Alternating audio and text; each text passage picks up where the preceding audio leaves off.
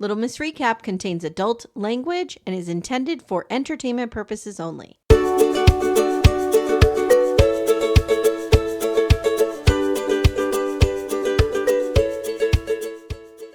Hi, everyone. Welcome to Little Miss Recap, the podcast where we're grateful for you. We are grateful for you. This should be Thanksgiving Day, correct?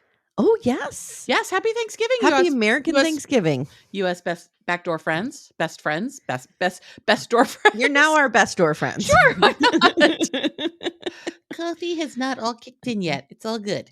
Guys, happy Thanksgiving. Good morning. You're probably hearing this in the morning. As you're, I don't know, chopping vegetables or something. I hope you're steeling yourselves for spending a day with friends, or family. If you've chosen to spend Thanksgiving alone, I hope you enjoy your day. Yes, exactly. Whatever you're doing, I hope it's whatever a good you're day. doing, however you're doing it. Yep. And our non-American backdoor friends, happy Thursday. Happy Thursday. So as you guys know, all week we've been bringing you shows that have influenced us, or we're just grateful for these shows. And Amanda's pick is today, and Amanda, I'm going to let you talk about that. My pick today is Family Ties. I initially had not put this on the list because this particular episode is actually 2 episodes. But the good thing is, remember, Family Ties was only a 30-minute show. So it's actually about 46 minutes of content, which is the same as an hour of television. I may have watched the next 5 after this. Awesome. Yeah. Awesome. Cool. Because the one right after this is when Nick comes in. Yes. When we get to meet see it. Because Nick was always my crush, as always. Oh, God. Of course he was. Yes, my crush was one. Michael J. Fox. Yes. Michael J. Fox is my number one teen crush. I still love him more than anything. You know, I love him so much, Amanda. And I realized it made me really sad watching this. Yeah. Because I was like, he really could have been. I mean, he's a little short for my taste. Yes, he's 5'4". But he really could have been like a major contributing actor to our zeitgeist. And he went as far as he could. Yeah. But he's living with a debilitating disease. Right. His career was cut short. So in 1991, he was diagnosed with Parkinson's disease. At the age of, if it was 91, he was just 29. I think it was right before his 29th birthday, or right before his 30th birthday. He was 29. His birthday is June 9th, 1961. Yes, I know these things just lives rent-free in this brain right here. Well, you know my body of knowledge around John Lennon, so I don't used judge. to know his shoe size, too. I mean, like, I was obsessed. But, so he was diagnosed in 1991. He did not share the diagnosis until 1998. He was diagnosed in the middle of filming Doc Hollywood. He noticed a tiny tremor in his pinky. If you notice when he was filming Spin City, there's a lot of times where he's holding his hand on a desk. He's holding his hands together. He's doing all sorts of things because his tremor showed up in his hands, and he hadn't shared this information with anybody yet. He also, in 1990, after he was diagnosed, really fell into a bit of an alcohol addiction. 1992, what kind of went off the deep end. I could see that in response to that, and sobered up and has been sober ever since. And he's married to Tracy Pollan, who we meet in this episode. Do they have kids? They do. They have 4 children. Wow. They have a son, a daughter, and then twin daughters. And they married in 1989. They've been together ever since. They did meet on this episode. They did not get together for 2 more years, however. Tracy Pollan was dating somebody you may have heard of named Kevin Bacon. You don't want to hear what I'm going to say. Do you want to take your headphones off? Because I'm going to say... She got the poor end of the deal? I'm going to say she made the wrong choice. No. Kevin Bacon's pretty good. Kevin Bacon lost all his money in that pyramid scheme. I know, Michael J. Fox hasn't. Seen him? Yes. Have you seen? Don't you dare talk ill about my Michael. He's like fine wine. He had really beautifully. And I think Michael J. Fox, given all he's gone through, is aging well. But like his disease has wreaked havoc on his body. With Michael Fox, Michael J. Fox is purely a height thing with me. Okay, that's fine. That's all. And I always think of him as cute. Yeah, he is cute. He's not hot. Like Kevin Bacon, I want to do disgusting things with behind a dumpster. Michael J. Fox, I would not soil in that way. My love of Michael J. Fox is very like 12, 13-year-old girl. Like it hasn't grown past that, which I'm fine with. Like I don't really think of him in sexual ways because I was 12. Like you remember when Jenny and I covered Teen Wolf and I said the wolf was hot. Yes, I know. It's a real problem there. I guarantee you if we asked Matt Maher, he would agree. I don't want to talk about that. That's disturbing. So Tracy Pollan was dating Kevin Bacon. Michael J. Fox was with Nancy McKeon, Joe of Oh, Facts of Life yeah. fame. Yeah. Tracy Pollan and Michael J. Fox wind up in a movie together, which is my favorite Michael J. Fox movie, which is Bright Lights, Big City. Mm-hmm. And Doesn't he that's where, play a writer? yes, he plays a Yeah. writer. And that's where they a writer with a real bad coke problem, Mm. real bad. And his wife's name was Amanda in the movie, so I get to hear him yell my name. Maybe Pretty I great. need to see that movie because It's maybe I great. need to see him in like a dirtier role. Yeah, he's I mean, he's as dirty as Michael J. Fox is ever gonna get in Yeah. that he's still real cute and clean. Mm-hmm. But yeah, so the episodes that we're covering today are the title is The Real Thing, part 1 and 2. They Of season are 4. season 4, episodes 1 and 2 of season 4. Original air date September 26th and October 3rd. Michael J. Fox was nominated for 5 Emmys for Facts of Life, for Family Ties. He was nominated in 85, which is the year before this, because given where the year falls, these fall into the 86 year. He won in 86, 87, 88, nominated in 89, and did not win. But the thing that really just came back to me is what an amazing physical comedian and what amazing comedic timing Michael J. Fox has. It's just, some I people are agree just with born with you. it, and he has it. It's an amazing show. I It watched the was so next fun. 5 episodes after this. So I bought the episodes on Amazon Prime. I don't know how you watch them. Yeah, I watched them on Apple TV, but yeah. Okay. Thing. So there's really no way to stream, guys, because on Hulu there's only seasons 1, 2, and 3. Mm-hmm. So I moved to Amazon Prime. So I bought episode 1, I bought episode 2, and then I'm like, I'm just gonna buy episode 3. Then I'm like, I'm gonna buy episode 4. And then I'm like, I should just bought the whole season. Yeah, exactly. What am I doing? What struck me is, and I remember, like, Family Ties was always one of my favorite shows. Mm-hmm. Stephen Michael Gross, is that his name? He is just so funny. He's so funny. He is so funny. I just, like, I'm watching it and I'm just laughing so loud. And Timmy's like, what are you watching? I'm like, Family Ties. When Family Ties was on, it was like the perfect night of television because it was the Cosby Show, which we won't talk about Bill Cosby being terrible, but the Cosby Show was so good. So good. Cosby Show, Family Ties, Cheers, Night Court, LA Law. Mm-hmm. I loved Cheers as well. I did too. And it was just, I've told this story before. At one point, I had 59 photos of Michael J. Fox on my walls, taken from Tiger Beat, Teen Beat, every beat I could find. Ran out of stock photos, so I started to record Family Ties. I would pause it, take photos of it on my disc camera. How old were you? Oh, like 13. Okay. Yeah. Okay. Oh, yeah. 12, 13, 14. You don't want to know the trash that was on my walls. Axl Rose, Tommy Lee, Sebastian Bach. It was gross. It was Michael J. Fox. It was Rob Lowe. It was Andrew McCarthy. Yeah. This is where I was. Yeah. Rob Lowe's like hot. Andrew McCarthy's hot. Yeah. But you know who's the hottest around this time is Spader. Well, he was real gross. And James Spader he's not. Never mind. I was going to say he was in Bright Lights, Big City. No, but it's Kiefer Sutherland. So. I like Kiefer Sutherland, a.k.a. Rod Blanchard. Yeah. Sure, Jan. Sure. But yeah, Family Ties was just it was so well written. Well written. It reminds me of the Golden Girls in that there's like no bad episode. There's no bad episode of the Golden Girls. Yeah. But there's some that are less good than others. Yes, but there's none that I'm like, oh, this is a real clunker. Yeah. Like, why is this on? So the initial conceit of Family Ties is that it was going to be a show about Stephen and Elise. The kids were just going to be there. The problem is Michael J. Fox comes on and he just steals the show. And I don't think anyone was mad about it. He also, it was funny because Todd was like, wow, yes. I was telling him all about this. He's like, well, after Back to the Future, he got Family Ties. I'm like, no, opposite. Family Ties was first, then Back to the Future. And there was a season, and I don't remember which season it was, where he literally filmed Family Ties during the day, went to the next recording lot, and did Back to the Future at night. He was working 24/7. He was so good in Back to the Future. Oh, so great. It's so great. The second and third, not so much. Well, the third's terrible, but I want to say Jenny did some research around this when we recorded the Uncle Ned one. Oh, yeah.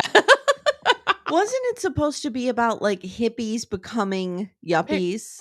Yeah. I don't think they were ever going to become like, conservative yuppies. But it was like these hippie parents who were raising, this ultra conservative Reagan loving boy, their ditzy fashion loving daughter, and who knew what Jennifer was going to be. Like, And Nixon was like his idol. I remember Nixon was that. absolutely his idol. He had a big picture of Nixon Yep. on his nightstand. Yeah. He would talk to it. Like, yeah. I mean, on paper, I should not like Alex P. Keaton at all. Right. But I love you him know more than what, too, anything. Amanda? It harkens back to like a time when you could have political differences and it was okay. You know what I mean? Oh, Like, Ronald Reagan and Tip O'Neill were good buddies. Like, God, these things do I happen. wish we could go back to that time. I do too. I really do. Anyway. We're going to get into this because this could be let's long. go. I could take the 7 years, but I'll have to give you one more Michael J. Fox piece of trivia. If this ever comes up in your bar trivia, it won't. Okay. Michael J. Fox's given name is Michael Andrew Fox. He's Canadian. He was born in Edmonton, Alberta, lived in Barnaby. I actually have been to a theater in Barnaby where his hands were they did like handprints in the wall, and I have a picture of my hands in it. I'll have to go find it. It's when I was dating the Canadian. He lived in Burnaby, so that's why I wound up doing it. But his name is his Christian name is Michael Andrew Fox. There's already a Michael Fox in the Actors Guild, so he had to come up with an initial, and he thought Michael A. Fox would be real bad because back then a fox was someone who was hot, and he was like, "Oh, that just feels weird." So Michael J. Pollard was one of his favorite actors, and that's why he chose the J. Oh, okay. J means nothing. So, okay, here we go. The Real Thing Part 1 and 2. So we begin with Elise walking in with baby Andy. If memory serves, I should have looked this up. If memory serves, we had to have baby Andy because Meredith Baxter Burney had gotten pregnant. So we needed. And this was also a common thing. It happened to Maggie on Growing Pains, Maggie Sievert. Yes. This was a common thing where the women would have an additional child. Right. That would Somehow a new child would pop up. Throw a wrench into the mix. And Andrew's age never made any sense. Like 1 year he was 9 months. The next season he was like 10. I mean, it was just like whatever's happening here. It doesn't really matter. She declares it's time for breakfast. The whole theme here is that everybody wants to be with the baby. Everybody's super into the baby. And Elise says that she's about to feed him, but Jennifer can feed him. And Elise declares he's giving him corn mush. And Jennifer's like, I'll create a diversion and try to get him out of this gross mush meal. Just silly parenting stuff. Stephen comes in and says that there's Andy, do you want a quick story before I leave for work? Everyone wants something before he leaves for work. Jennifer's like, he's all booked up, but maybe mom can read you a story to dad. That's cute. I always loved the relationship of Stephen and Elise. I do too. And I always wanted Stephen Keaton as my father. I wanted my dad to be Stephen Keaton. Okay, that makes sense. Yeah. That was like, in me, that was like, this is the dad. That's is the how TV I felt dad. about Charles Ingalls. Okay, yeah. I Mine's also wanted to bang him as I got older. I've never wanted to bang. So unpack that. Never wanted to bang Michael Gross, but did want to have him as my dad. So everyone wants Andy. Alex comes in. It's his first day of his sophomore year of college. He's going to Leland College. They live outside of Columbus, Ohio, by the way. And he wants to hang out with the baby before he leaves. Alex never lived on campus. He always lived at home. There was never a decision about that. I think it was just we need him to continue to be on the show. So that's why he's going to live at home while we do this. So he comes in singing Love is a Many Splendored Thing. He and his dad go back and forth singing it. This is where like Michael Gross's comedy is just so great. I agree. The two of them really bump up against each other beautifully. Fantastic, yeah. The episode where they're trying to tell Mallory not to date Nick. Yeah. And Alex is like on his side and Steven's like, it disturbs me that we're agreeing on this. We're coming at this from the same place. It's such a good comedic episode for the two of them. It's so great. So great. So at least like I used to like that song. Alex says, first day of college, there are beautiful women all over the place. And Elise says to Elise, you must remember what it's like to be young, Mom, and in love, or at least just in love. Ha, ha, ha. Stephen asks if there's someone special. And Alex says, he's narrowed down the list to 7 lucky women. He has gone through the freshman directory of Leland College. He's picked the 7 hottest girls there. He is going to introduce himself to them as the head of the sophomore welcoming committee at Leland College. He's such a weirdo. And Elise is like, why don't you just order somebody? Like, if there was off the internet. And Alex is like, yeah, that's that. You're getting the hang of it, Mom. That's the plan. It's so weird, right? Because he's not a ladies' man, but he kind of plays one. He tries to play one. Yeah. And he had two in the history of Family Ties. He had 2 serious relationships. One is with Ellen Reed, Tracy Pollan. The other one was with a young woman named Courtney Cox, whose Right. name was Lauren Miller. Yep. So those were his two big romances, and that was kind of before anybody. Courtney Cox, I think, at that point had the pull up on the stage in the Bruce Springsteen Mhm. video, which is how she got discovered, Yeah. but hadn't really done anything big then. So Elise tells him picking someone out of a book isn't really romantic. It isn't really how people fall in love, and it's sexist, isn't it, Stephen? As Stephen is like dreamily looking at this book of co-eds. It's a little weird, but that's okay. And he's like, "Oh yes, I agree. This is a despicable way to look for somebody," and then just like reopens the book as soon as Elise is not looking. And Alex shows Elise Tricia Armstrong, and he like puts the picture up next to his face. Don't we make a cute couple? To which Elise says, "Well, you're both two-dimensional, so yeah, that makes sense." Alex's plan: he's going to send her a message, then he's going to stop by for his welcoming committee spiel. So next we see Alex get to a dorm room, knocks on the door. This is back in the day when like people could just walk into dorms without badges and all that stuff. Yep. And another woman who has like a paintbrush in her hand answers the door. Thus we meet Tracy Pollan. And he's all confused, grabs the book, looks at the photo and says, "You're not Tricia Armstrong." She says, "No, I'm Ellen Reed. Sorry to disappoint you. Tricia's my roommate." Alex introduced himself. She tries to close the door in his face. She wants nothing to do with this dork. And he asks if he can wait around a bit to meet Tricia. It's official committee business. And he says, "You two must be close." She's like, "Yeah, I met her yesterday." He's like, "Oh, how did that go?" He's like, "Well, we said hello." Like, this is the thing. This is the weird part of college. I think it's different now because people can really connect and you can choose your roommate more. But like, I got plopped into a room with some girl never I lived on campus. barely knew. It was just like, okay. I didn't live on campus because I went to a Penn State satellite school. And then when I went to Maine, I just lived in an apartment with somebody that I knew from the satellite school. Got it. Yeah. Yeah. So that was just weird. Like you just get dropped in and like now we're living together for a year. Great. Here we do this. So there's a bowl of fruit. He grabs an apple, he eats it, and she tells him to put it down. And can't you see I'm painting that? So you see what she's painting. And it's this totally abstract thing of just lines of paint. And he's like, has to make fun of the art. Yeah. What do you call that? Find the apple? And she said, "I explain abstract art to you, but I think I'd be wasting my time." She's like, "I know why you're here. There's no such thing as a sophomore hospitality committee. You're just here because my roommate's hot." And he's like, "There is. I'm the founder and the only member. I'm it. I'm it." She says, "You're just like the other guys who have come around to meet her." And he's declared, "That's not true." "What other guys?" She says, "Don't worry, you'll do fine. You're Tricia's type." And he's like, "Oh, you know my type?" Boom. "Let me take a shot. You're an economics major. You voted for Reagan. You're in the debating club and the Young Executives Club, and you wear a jacket and tie everywhere you go." And he like pulls out his tie uncomfortably because he just got read for filth. Yeah, absolutely. And he's totally like, accurate. Totally accurate. He's like, "Shows you I quit the debating club last spring." Like that's all he had. And he's real confused. He's like, you could tell he's like, "Why is this girl giving me a hard time? And why do I feel compelled to continue to banter with her?" Yeah. Yep. And I said, "Maybe it's because I've had to make inane conversation with insecure guys who fall in love with photographs," she says to him. Why you're giving me a hard time. So they start to get into it. He says she has a chip on her shoulder. She denies it and yells, "I'm a very nice person, except when I'm around people like you." "And people like me," he asks, "I happen to like people like me." And she says, "I can tell that you do." So they're now going back and forth at each other, and they're really coming at each other. He yells at her, "You're the most unfriendly, self-righteous person I've ever met," just as Tricia walks in, and he's like, "Hi, Alex P. Keaton, head of the Software Hospitality Committee." Like I said, his comedic timing is just so, he hits every beat. Alex gets home, and he's bothered by something. Elise says that she left dinner for him, and she asks how girl shopping went. And he says, "Great." And Elise can just tell something's up. Throughout the entire show, he and Elise are very close. Yeah. Their politics aren't the same, etc. But like when something is bugging him, Elise is the one who sees it and the one who can get it out of him. Yeah. And he says, "I can tell something is up." And he says, "It went great. We went to a movie and we'll probably go out tomorrow." I'm like, you met and just went to a movie? Like, okay, sure. So weird. Yeah. And I'll save it. I have a question later about continuity as well. There's some continuity weirdness here. Okay.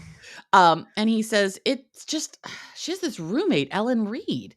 we got into an argument. I was waiting for Tricia, and it's just bugging him. And he accused me of just being there to hit on Tricia. And Elise is like, isn't that why you were here? And he totally feels called out. He continues about how Ellen started in on him, figuring out he was an econ major, voted for Reagan, Young Executives Club, and the debating club. And Elise is like, that's all true, to which he once again yells, I quit the debating club last spring. And then he says, she called him insecure, and that's what's really bugging him. And as he's doing this, he's holding his briefcase. Like, he never had a backpack. He always carried a briefcase, even as a child. And he's like holding it more and more to him, like his emotional support will be about as he's talking about being insecure. And he asks if his mom sees him as insecure. She's like, because I'm not. I'm really, really not. I'm not, right, Mom? I'm not. And Alex, this is a moment. I'm only 24. I'm not insecure. And Alex says this girl really got to him. Or at least says that. So now we see Alex and Tricia studying together. Throughout this whole thing, this dumb blonde has this ridiculously large bow in her hair. Yeah, they really did this up. They really ditched her up as much as possible. And the bow just changed. It's the same bow. It just changes colors based on her outfit. It's so ridiculous. And says it was so nice that he came over to meet her. And she says, all the guys have been really nice to her. And he's like, yeah, that's our motto here at Leland. We're really nice. Ellen comes in. She and Alex half greet each other. Tricia jumps up and says that your boyfriend Dennis called. He'll call back tomorrow. Remember when you had to, you didn't have this experience in a dorm room or a dorm. The only phone was the public phone in the hallway. Ew. Yeah. My year at Delaware, I don't know if we were like the first or second years that actually had phone lines in our room. Oh, but nice. that was new. Okay. But there was like 3 public payphones on our hall. And she's like, Ellen's boyfriend is a senior at Franklin and Marshall, where I really wanted to go to college and eventually got in waitlist, but they didn't give me any money, so I couldn't go. And he's going to be a psychologist and they're going to get married. Isn't that great? Alex is like, yeah, great, whatever. And just then this guy walks in, tells Tricia she has a phone call. She goes to take it. So now we've got Alex and Ellen alone. Hey everyone, stay tuned. Little Miss Recap will be right back after these words. And she's like, you two seem to be hitting it off really well. And he says, that shouldn't surprise you. You said we're the same type of people. It really strikes me that why would we ever think, and I know this is all fake, it's all for show, but why would we ever think Alex could be with someone who has no depth to them? Like no intellect, no intellectual curiosity. Right. No, you know what I mean? Like, yeah. The whole thing about Alex, throughout the entire show is that like he's incredibly bright. He was so bright, Stephen and Elise didn't even know what to do with him level of bright. Right. And they're bright people, but he was just next level. Right. And he was like reading it too. And he's just always been this academic genius. And so, yeah, it's ridiculous that he could be with this hot ditzy girl. And she says, I'll be out of your way in just a minute. I just came in here to grab a bookshelf. And as she's looking at the bookshelf, the bottom shelf begins to crash. So he watches her try to figure this out as she's like slipping and trying to grab the bracket. It's very fun. The two of them have immediately great chemistry. Yeah, I agree. And she declines and he's like, let me get that. And she's like, I can do it. Same thing happened yesterday. I fixed it myself. He's like, nice job. Worked really well. He hands her the shelf bracket and he's trying to figure out how to do it. And like, it's so fun. It's so like 80s sitcom funny because he's trying to help her without getting like in her face such that they're 2 seconds from kissing kind of level. And he almost falls while he's doing it. He eventually fixes it. They stand back and he's like, piece of cake. Whole shelf falls down. And he just looks at her and goes, anything else need fixing? Like he's just not doing it. They stare at each other. They laugh. Alex apologizes for coming on strong the other day. She says she's sorry too. And he sees some of her sketches because they had fallen when the bookshelf fell. And she says, he's like, who did these? She's like, they're mine. And he says, these are great. They actually look like something. They could be a real painting. It could be a real painting. She's like, that is a real painting. And then there's another sketch of a man. He asks who it is. She says, oh, it's just this guy, Dennis, I know. And Alex says, isn't that your boyfriend? And Ellen says, well, it depends on how you want to define boyfriend. And Alex says, well, Tricia just said you're getting married. She's like, oh, well, if that's how you want to define it, then yeah. Yeah, that's my boyfriend. He asks, so you're getting married? And she says, he really wants to. And, oh, but I do too. Of course I do. She goes on journey from, I mean, I probably will. I mean, I'm sure I will. I mean, I don't know, maybe not. And Alex is like, well, as long as you're sure what you want to do. and this is ridiculous that this 18-year-old girl wants to get married. Yeah. It's totally ridiculous. I mean, it's fitting with the times, though. Oh, a little. Yeah. It was starting to not be as fitting with Yeah, the times. I agree. Particularly if you just got into college. Like, the idea is that you weren't going to college necessarily for your MRS in 1985 in the way you were in like 1965.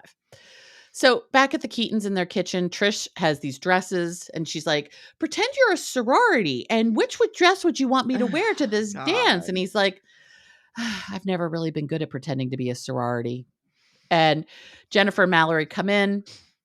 They say the pink one is Alex's because he's like holding them up to him so Tricia could see them. Tricia asks Jennifer and Mallory to help her pick a dress.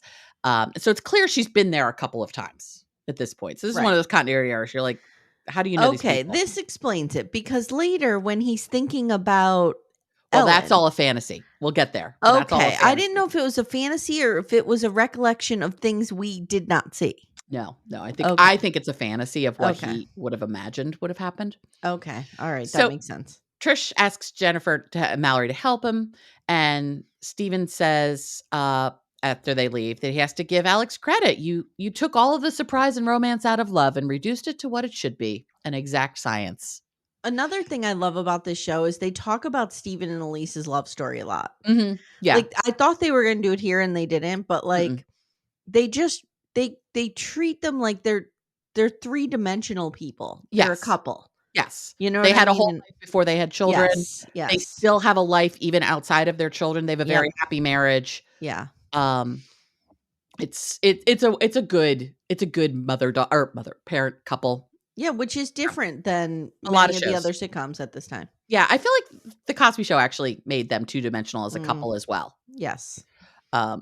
So he's like, this isn't exactly what I hoped. I'm with Trish. She's everything I've wanted. She's young. She's vivacious. And if I have to spend another moment with her, I'll strangle both of us. And Steven's like, it takes time. He's like, there's this crazy thing, though. She has this roommate.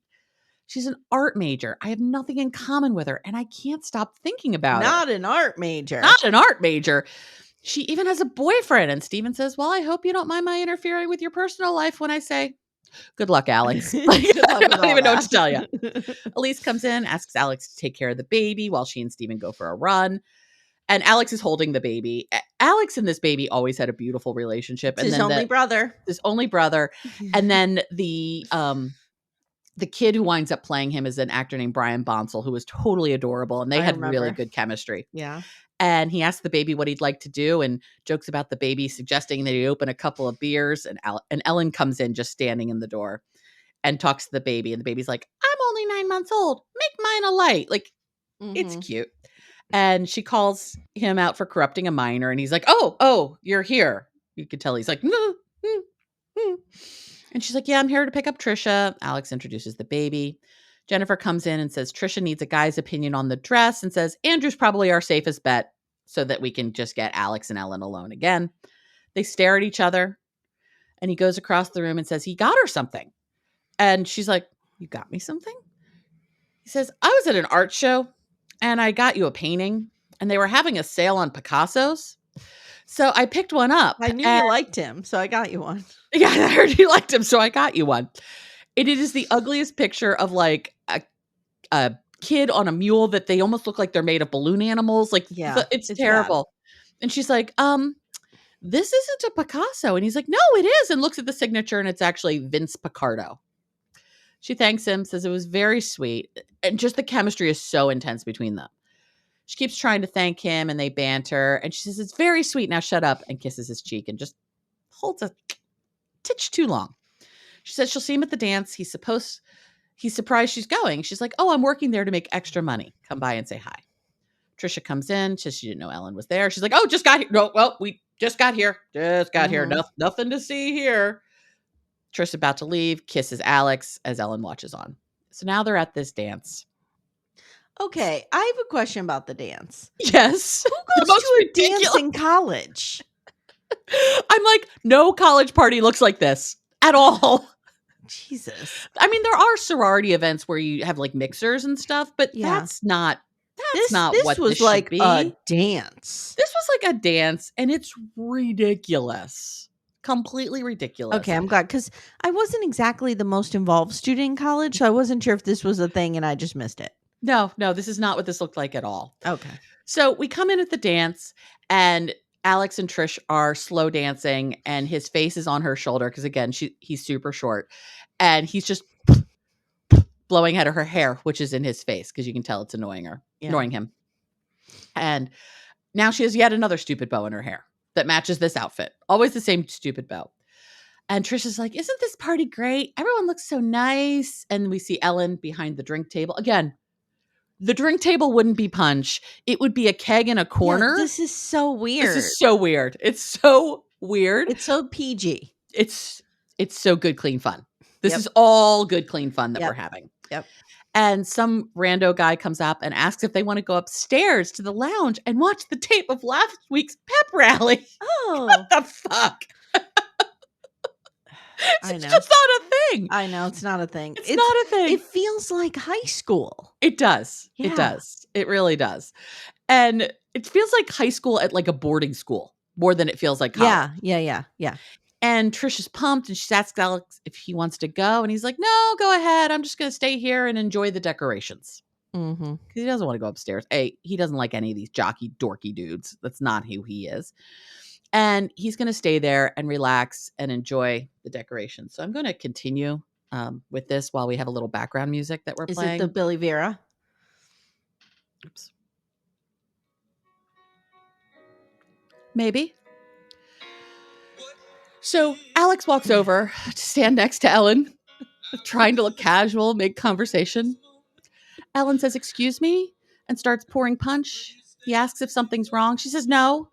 He asks her to dance. She says she can't. She has to make sure there's enough punch, and there's like 20,000 cups of punch here. She doesn't want to dance. He grabs her hand, brings her onto the floor, and they dance awkwardly. She puts her head on his shoulder. Bring that closer so we can really get it here. Puts her head on her shoulder.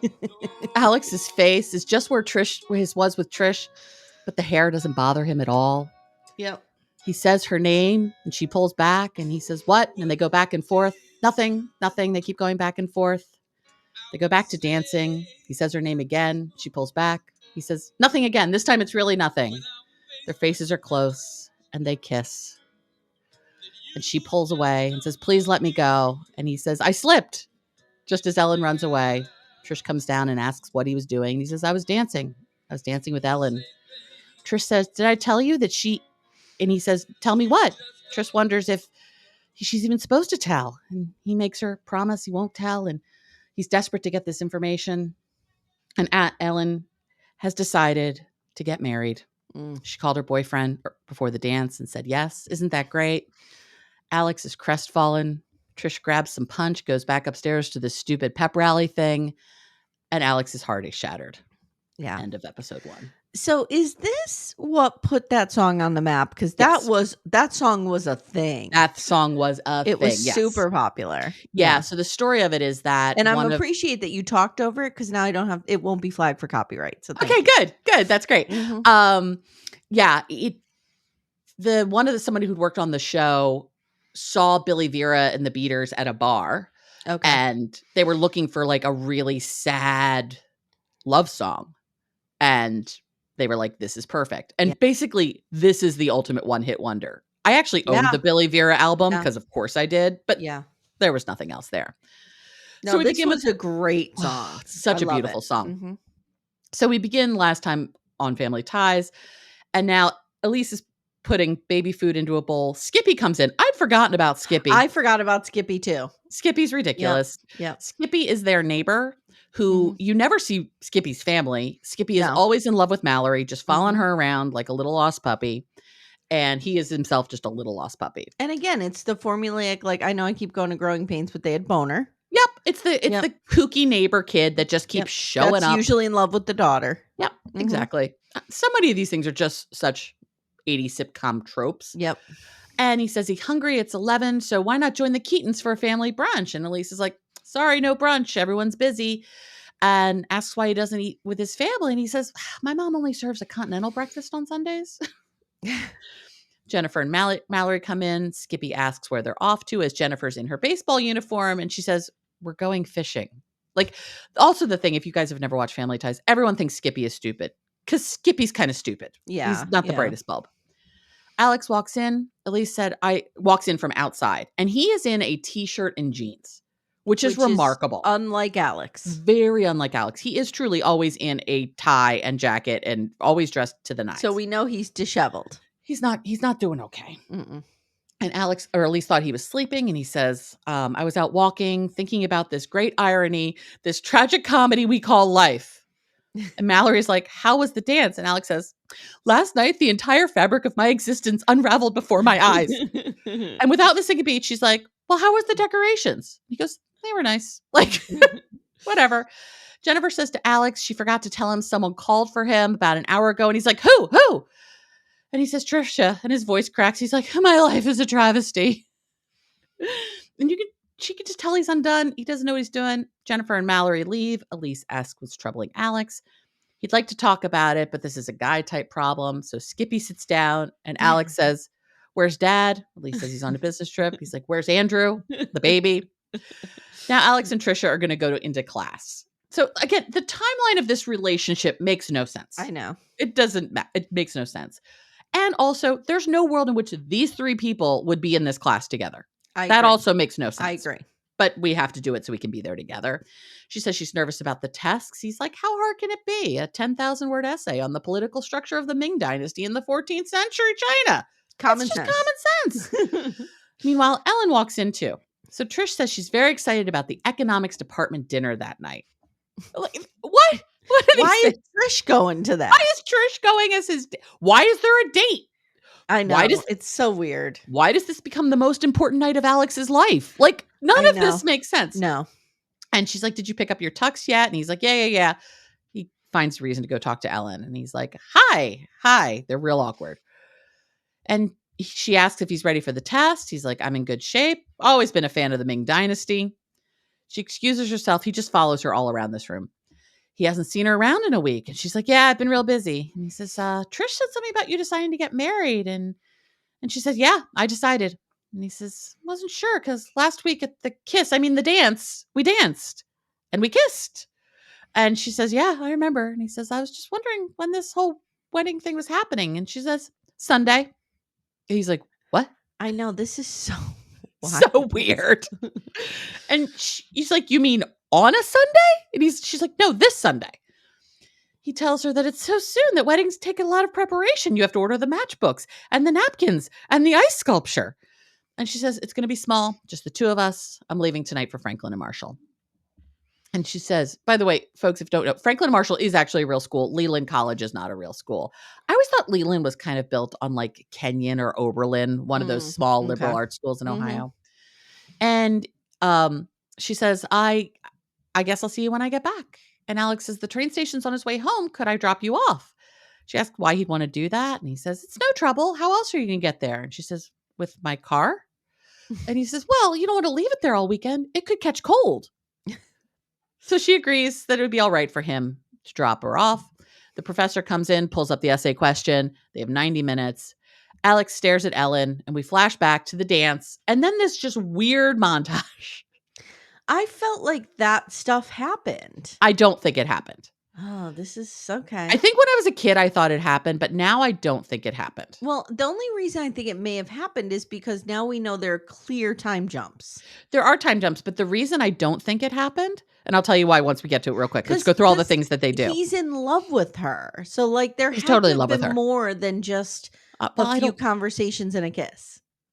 Maybe not. I mean, You're 18 too. It's true. You have an idea.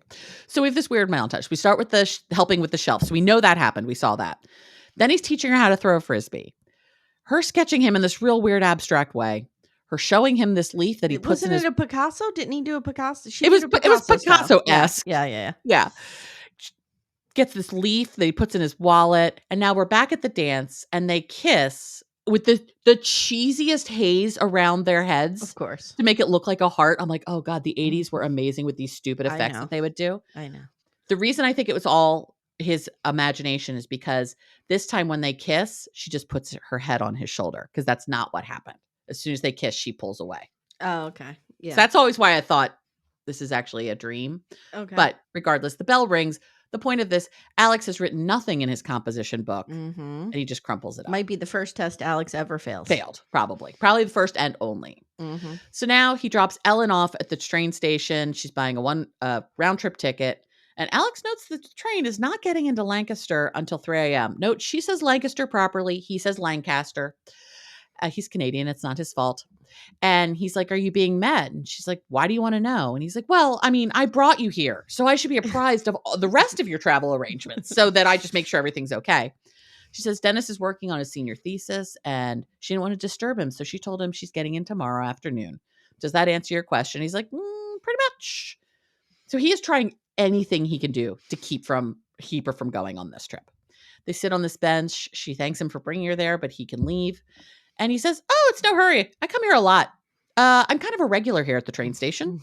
The shoe shine kid comes by and he's like, give me the usual. And the kid's like, I've never seen you before in my life. Hey everyone, stay tuned. Little Miss Recap will be right back after these words. She says, you didn't come here to get your shoes shine. He says, I came down here because I was hoping to talk you out of this. And she asks, talk me out of getting married? He says, yes. She asks why. He says, this is kind of hard for me to say. As an objective, uninvolved, neutral third party, I feel that in marriage-related matters, it's best to exercise caution. And she says, Alex, that is quite the outpouring of emotion. And he calls her name again. And she says, please, you've bared your soul enough.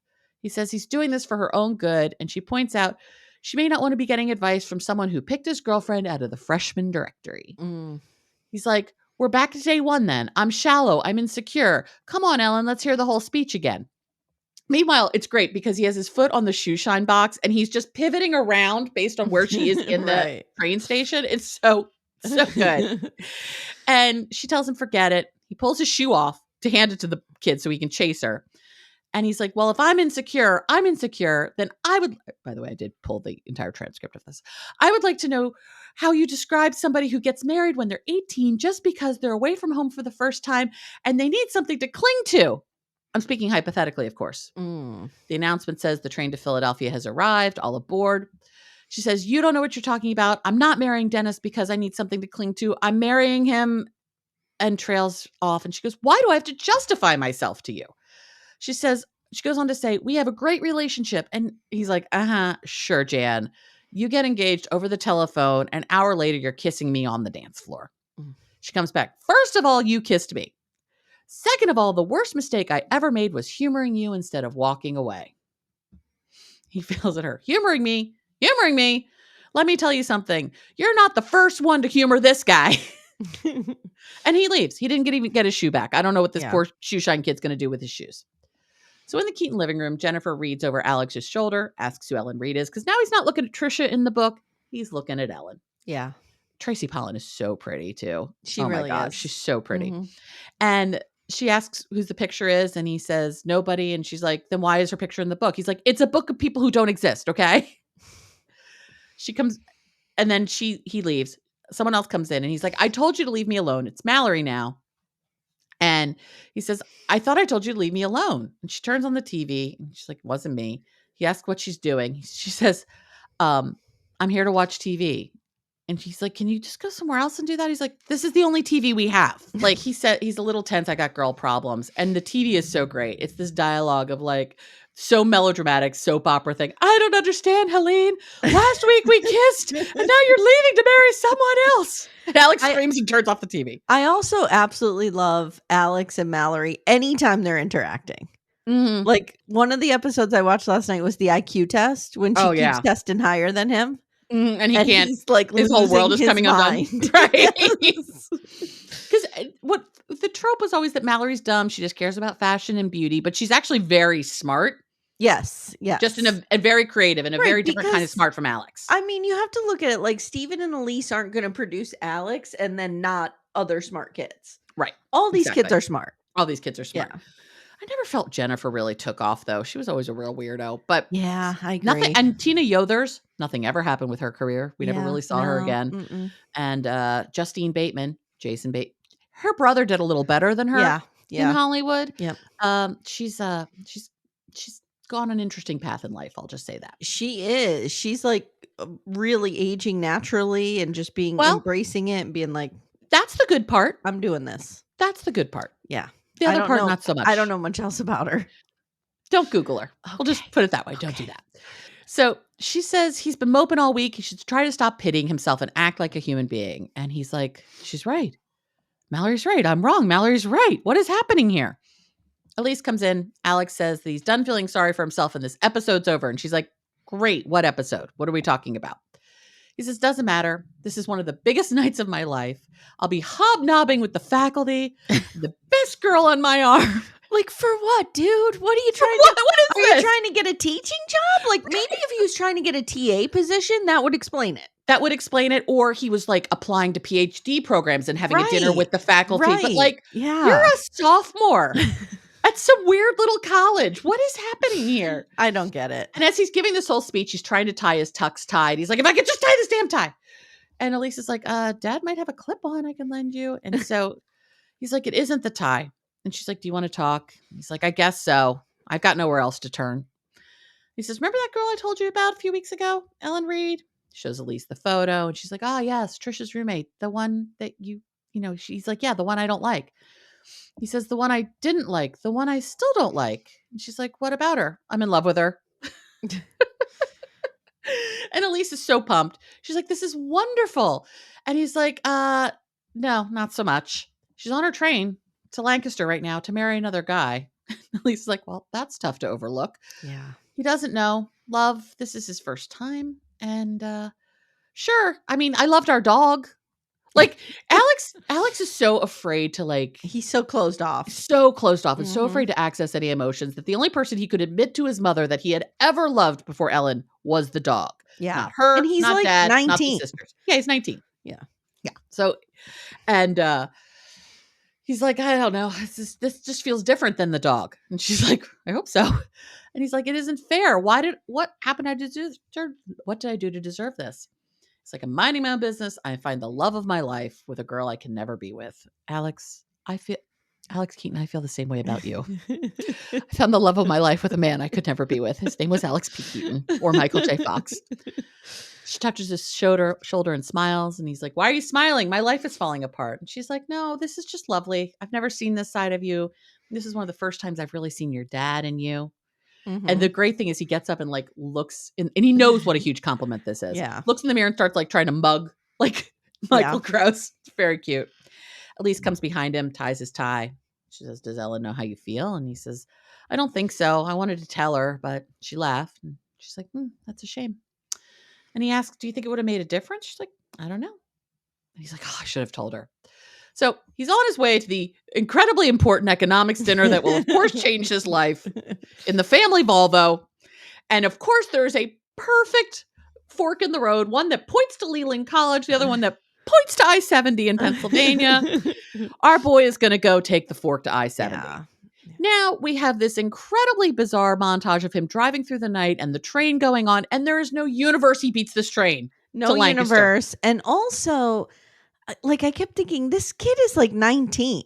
Mm-hmm. And he's just not even telling his parents because he couldn't call them. No, of course not. He just is going to drive for 8 hours overnight and same thing next episode with Nick and Mallory. Like, she's out all night and she's like 17. Mm-hmm. I'm like, is this how we used to live? My parents didn't allow this shit. When I was at college, this is totally how I lived. No one knew what I was doing. College, but Alex was home. That's the problem. Right. He lived at home, so his parents saw him. When I was at college, my parents had no idea what I was doing. Right, but were you out all night when you were 17? On a motorcycle. She goes on a motorcycle. Yeah, no. I had a curfew of midnight until I graduated from high school. Mm-hmm. I could stay out past midnight if my mom knew where I was. Like if a movie wasn't going to let out till 12:30, that was fine. Yeah, as long as she knew what the plan was. Yeah, but although during the week their curfew is still 10:30. Yeah, I think during the week my curfew was like 10. Yeah, or something. But I was also on the swim team in high school, and our practice was like 5, so I wasn't staying out late anyway. I was thinking the other day, like next year they're going to be away. Yeah, how am I going to know that like they get home on a Saturday night safely? I'm just not going to know. No. Nope. You'll be okay. We'll get you through it. Are we gonna have to do a lot of podcasts at like midnight on Saturdays just so you can like get your brain elsewhere? I can't sleep until I know they're home safe. And it's like gonna be weird if I don't know they're home safe. I will tell you, my mom was the same way. She could not go to sleep. She would go to sleep, but she was never really asleep. Same I always here, had to wake her up when I got home. She says she slept so much better once I was at school because she could say to herself, she's just in her dorm room. Like she could just little plausible deniability. Well, the problem with that is I have that little location tracker. Yeah, that's the But problem. I have to not use it. It is there only in case we have a Dateline situation. I need to trace their last location. Only an emergency. Yes. And there won't be any emergencies. They'll be fine. Okay. So he comes into the train station, there's some guy asleep on the bench. I remember this so well. I remember this whole thing. By the way, I have a point that says in a moment, thus begins what 12-year-old Amanda thought was the height of romance. Oh, this whole scene. This is what I thought love would look like. Okay. I was waiting for this moment. Yes. The whole thing. And the guy's like, Todd really loved you. I mean, he would have done reenacted this entire. He should have. You guys are in Philadelphia. I mean, he could have. True. We could have gone to the Lancaster train station. Yes. And redone this if he really cared. I will tell him that you said he doesn't really love me because he never did this. Yeah. Yep. So the maintenance guy's like asleep. He's like, oh, good. It's almost time for my break. He says the train got in 5 minutes ago, just as you hear the whistle. Mm-hmm. And Alex just kind of sits on the bench like, fuck, I missed it. Comes in behind and sees Alex on the bench. And she says, Alex? He's like, oh, hey, Ellen. She's like, why are you here? He's like, you forgot your Newsweek. And I figured you might want it. So I swung by. I mean, no big deal. It was just 7-hour drive. No big deal. And she's like, oh, I read someone else's copy on the train. And he says, I can't tell you how sorry I am to hear that. And Alex says, to be honest with you, the magazine isn't the only reason that I came. And she's like, why else? Again, this is the height of romance. He says, I just had to come. I mean, I was in the car on my way to the biggest night of my life and something made me turn the car around. I mean, I knew I'd missed the dinner and I'd blow any shot I had of returning this tux on time, which the laugh track immediately goes for. But something made me turn the car around, Ellen. You and I are completely different. You're an artist. You write poetry. See, she's your girl, Amy. Mm-hmm. I totally related to her. Yeah. You attend anti-nuclear demonstrations. Me, I'm an economics major. I have voted for Reagan. I'm in the Young Executives Club. I wear a jacket and tie everywhere I go, except train stations at 3 a.m., in which case I wear a tuxedo. Anyway, the point is, Ellen, I cannot for the life of me figure out why I love you. She says, you love me? He's like, yeah, I love you, okay? I said it. I mean, after all, Ellen, if I'm going to go this far, I might as well go all the way. I love you, all right? I love you. I love you, I love you, I love you. I'm crazy about you. I'd do anything to be with you. I can't live without you, okay? Gotta go. See ya. And starts to walk out of the train station. Don't you feel like timing-wise, they should have dragged this out for the entire season? The romance? Yeah. And they do. And then had him profess his love at the end of the season. No. I would have loved to have seen this little cat and mouse back and forth kind of all maybe. Here. I don't know, but I just love them together. I do too, but I feel like, why do you love her? Like you just met her. I don't know, because they're 18. That's why I needed to tell myself that montage was real. Okay, that's fair. All right. Okay. That's fair. So he's like, gotta go see ya. And she's like, I love you too. And he didn't even hear her. He just keeps going. I mean, it's like you have this way of seeing right through me, of seeing a part of me that I didn't know exist. I didn't even like to admit and it's the same part that Elise sees in him. It's yeah, exactly. It's that little boy, that little innocent, sweet boy who's person. full of love. Yep. And it's the same boy. It's the same one he can be with Andrew with the baby because that's less vulnerable. Yeah. And I don't even like to admit exists. And that scares me because if you see it, that forces me. What did you say? She says, I love you too. He's like, you do? Now it's her turn. Alex, I've never met anybody like you. You come on as like some pompous, arrogant, obnoxious guy. And underneath it all, there's this wide-eyed child, completely innocent and naive. And she does this thing where she like pulls her hair down like it got stuck on her lip. I don't know. That image has like stuck with me. It's like, oh, this is what you do when you're in love. Like, I can't tell you how much the scene imprinted on me of what love was. No, I understand. We just talked about this with 90210 with me. Yeah. This imprinted. And he's like, is that a compliment? Actually, Amy, I was probably the same age you were watching that scene in 90210. Yeah. Watching this. Yeah, probably. I was 12. You were 13 for 90210 probably? Yeah. Yep. Yeah. And he says, is that a compliment? She says, yes, they kiss. And he's like, well, we love each other. We said it. We know it. Doesn't matter what happens now. What happens now? He looks at her and she says, "Hi, I have to go see Dennis." And he's like, "I was afraid that's what happens now." And she goes on to say, she thought of what he said about clinging to Dennis, and he was right. And she said, she said to herself, if Alex is in this train station when I get there, I'm not marrying Dennis. So here we are. And she says, I guess I have to stick to it. He's like, well, if you're not getting married and you do love me, do you think when we get back to Leland, we could like go to a movie or something?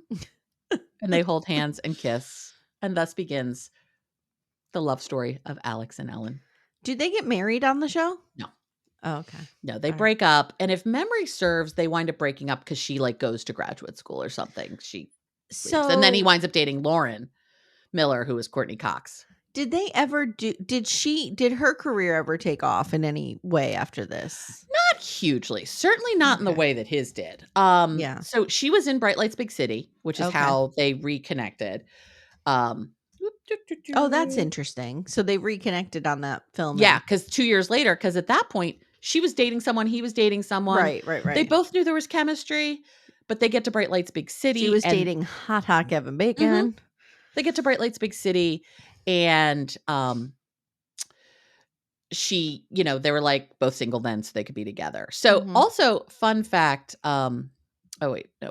She is cousins, I believe cousins with Michael Pollan, the New York Times food writer. Oh, like they're related.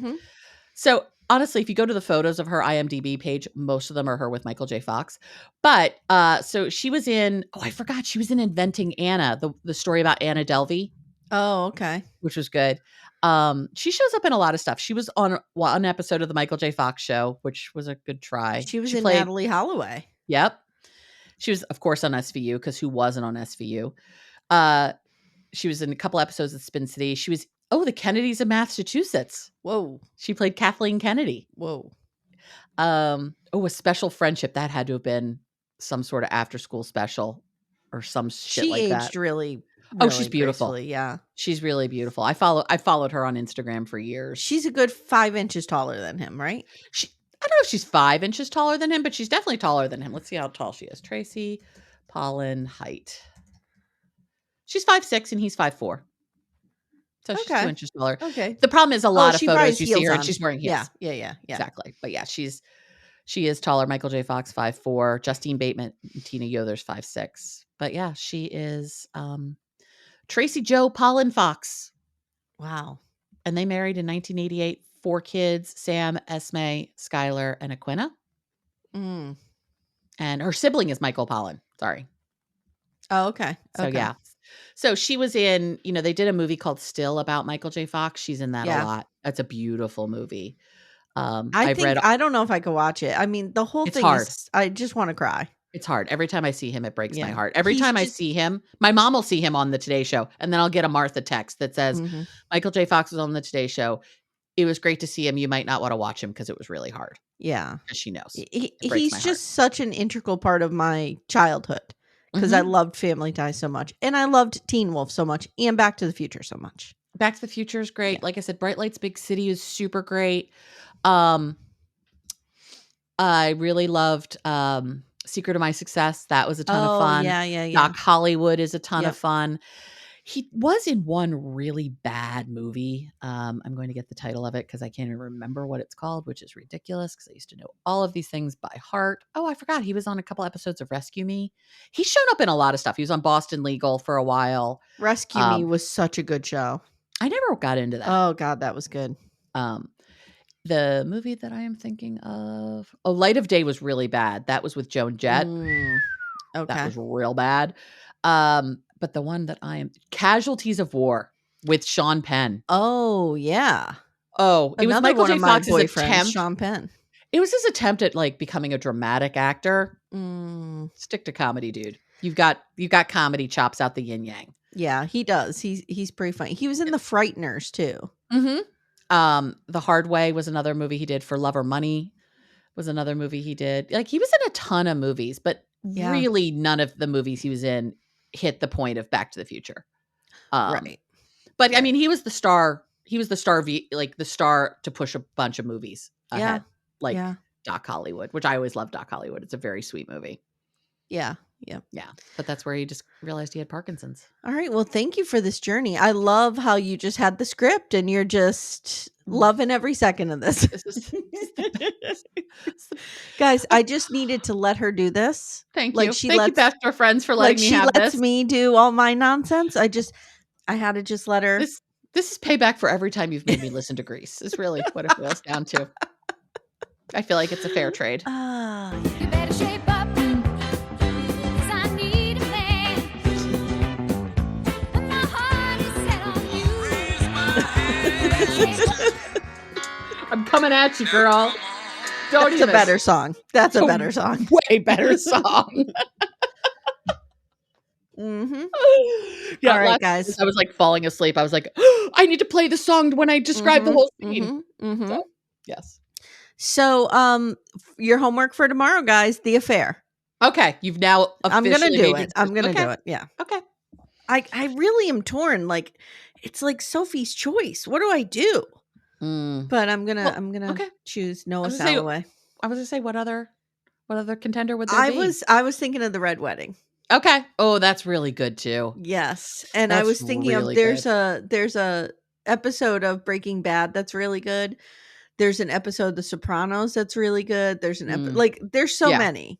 Midnight Mass was a contender. Yeah, but you But talk so much about the affair, and the affair hit me in a real special way. Yeah. And Maura Tierney is one of my. I wish I could be her when I grow up. I'm not a fan Of the actress, not of Helen. Yeah, maybe it's just because she's so Helen. She's so Helen. Oh, But actually, I'm getting my hair cut next week, and I have a picture of Maura Tierney for my I didn't know hair that's how you say her inspiration. name. I thought it was Mara. Mara. No, you're right. I'm wrong. Maura. Believe me. Okay, Okay. Maura Tierney. Ruth Wilson, fucking smoke show in this series, And a powerhouse, such a powerhouse. Jesus Christ. Yeah. And Dominic West is amazing too. Dominic West, So hot. He is so toxically broken and hot. He Jesus is not. Christ. It's so funny because he is not objectively hot to me. No. If I see him in The Wire, I'm like, eh.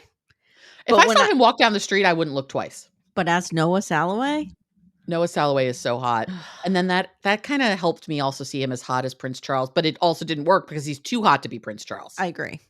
That was a real kindness to Prince It was a Charles. very generous casting. Jesus. Very generous. All right, guys. Thank you so much again. Thank you to all who showed up for that $15 tier and get to listen to us talk nonsense every Friday. We enjoy that. Right? And we enjoy that by now. We enjoy that by now. Yes, we will have enjoyed it. We will have enjoyed it one time by now. It went really well. It was amazing, guys. It was probably the best episode that Amy and I have ever put out. It was fantastic. The insights that we came up with. Mind-blowing. Just amazing. That guest appearance by Billy Bob Thornton. I didn't see it coming, but wow, you guys should have seen Amy. She really struggled to behave herself. By the way, my mother's on a tear about his new pirate look. Oh, it's not good. It's not good. She can't stop talking about it. It's real bad. Guys, she's in our Facebook group. If you haven't seen her, she's in there, my mother, and she's commenting on things. I'm like, settle down, Mom. It's easy to figure out who she is. She does not have a last name that would indicate who she is, but it's easy to figure out who she is fairly quickly. All right, guys. Amanda, thank you so much for doing this. Amy, thank you for doing this. Thank you for indulging me through all of this, and happy Thanksgiving. All right, guys. We'll see you soon. Take care, everyone. Bye. Thank you so much for listening to Little Miss Recap. If you'd like to support the show, the best way you can do that is to join our Twin Flame universe, which is our Patreon, Supercast, and Apple subscription feeds. The links for those are in the show notes. You get ad-free episodes and a ton of bonus content. You can also subscribe to the feed so you don't miss an episode, share the show with a friend, and leave a 5-star review. To contact the show, please email me directly at amy@littlemissrecap.com or join our Facebook group Backdoor Friends. Thank you so much for listening, and we'll see you next time.